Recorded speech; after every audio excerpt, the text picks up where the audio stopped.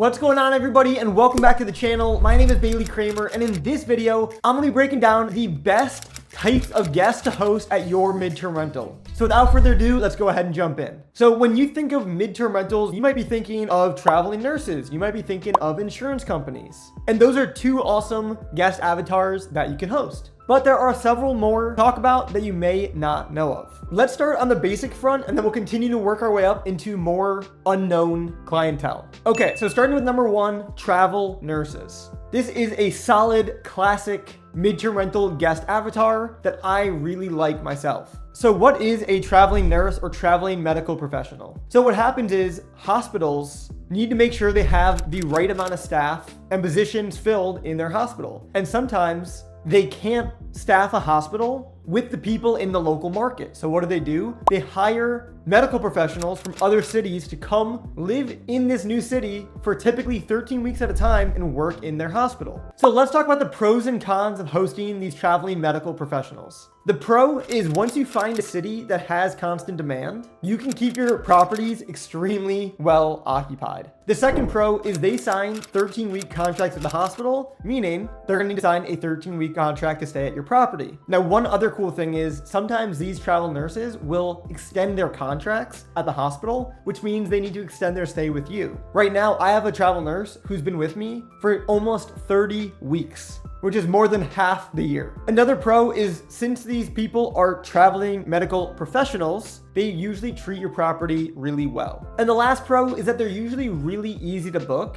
through sites like Furnish Finder. All right, now let's talk about cons. The biggest con that I see with traveling nurses is they're taking these jobs because they have a higher income potential, but they don't want to go and blow all that money on housing, especially because a lot of them go solo. And if you're just by yourself, you typically don't need the nicest accommodations ever. So are some travel nurses on the cheaper side? Yes. But hey, not all of them are. And personally, I don't like hosting the people who are extremely tight on their budget. I like people who want a little bit nicer of a place to stay and are willing to pay a little bit more of a premium for that. One pro tip, if you're looking to start catering to traveling nurses, is to go to a site called Vivian.com. It's a great resource that I use to gauge travel nurse demand in my markets and markets I'm looking to invest into. And if you want more pro tips just like this, check out the link in the description below for my midterm rental starter kit. All right, guest avatar number two is construction workers. Most cities are gonna have some type of construction project need where they're gonna have to bring in construction crews from other cities to complete a project. These projects could be things like fixing the power lines, it could be things like renovating the UPS store, or it could be things like natural disaster recovery. So the pros of housing construction workers is number one, they're in your city to work. So they're spending very minimal time at your property, pretty much just sleeping there. Number two, they pay a pretty penny to stay at Airbnbs because they do not want to stay at hotels, which are even more expensive and less comfortable for a couple months long stay. And number three, the companies that these construction crews work for are actually the ones paying the rent. So it's pretty close to guaranteed income. All right, now to the cons. One con is sometimes construction projects are only 1, 2, or 3 weeks long. Now, I'll still host construction workers for that short a period of time, but that does lead to more turnover with the unit. All right, moving on to guest avatar number three, insurance claims.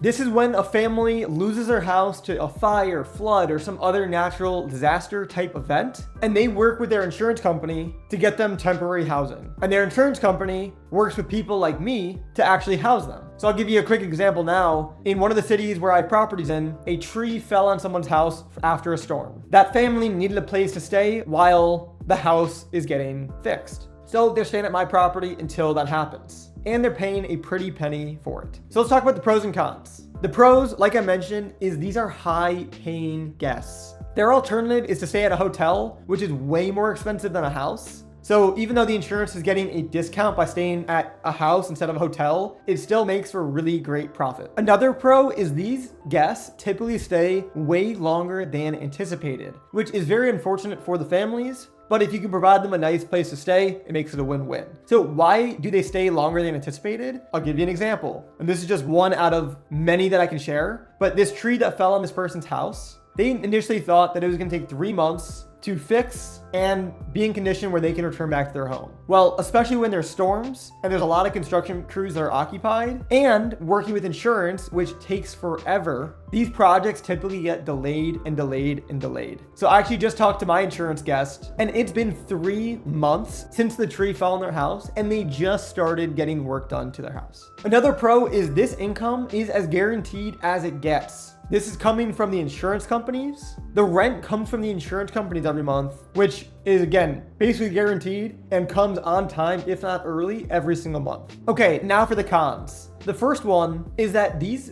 families who are going to be staying at your property typically want to tour the property before they sign the lease with you. Now, if you have a great property, this isn't really that big of an issue because they're going to look at your property and say, wow, this is amazing, and then sign with you. But if you're used to doing Airbnbs and other types of rentals where guests don't see the property first, it's kind of annoying. And the second con is these bookings are extremely last minute, which means your calendar needs to be wide open if you're even interested in having this type of clientele. Of course, these families don't expect a tree to fall on their house, and when that happens, they need a place to stay ASAP. So if your property is not available in the next week for a few months out, you're not gonna be able to host these people. All right, guest avatar number 4 are families who are in between buying and selling a house. So this could either be someone who just sold their house and needs a place to stay before they buy a new house. It could be somebody who is moving to your area but housed for a year. Or another example within this umbrella is someone who's renovating their house and needs somewhere to go while there are renovations happening. So let's talk about the pros. The pros to this strategy, you can get reliable business if you partner and work with realtors. So one of the things that I do and that I teach and preach is connecting with realtors and saying, hey, if you have a client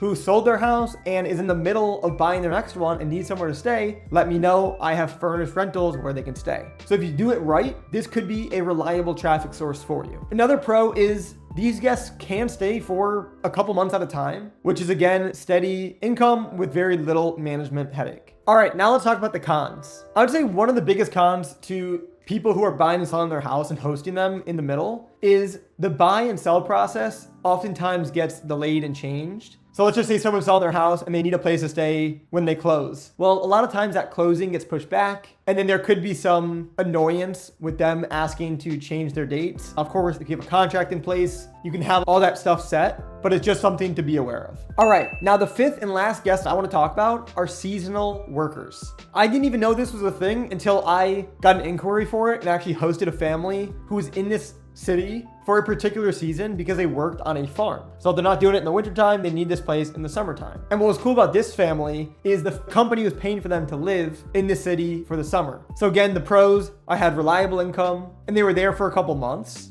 But the downside, and this is kind of anecdotal, it could have just been these particular guests, but they didn't treat the property great. So it did require some more cleaning, but hey, it could have just been these guests. So those are 5 midterm rental guest avatars, all of which I have personally hosted. If you guys are looking to either start or grow your midterm rental business, check out my starter kit in the description below, and I will see you guys in the next video. Peace.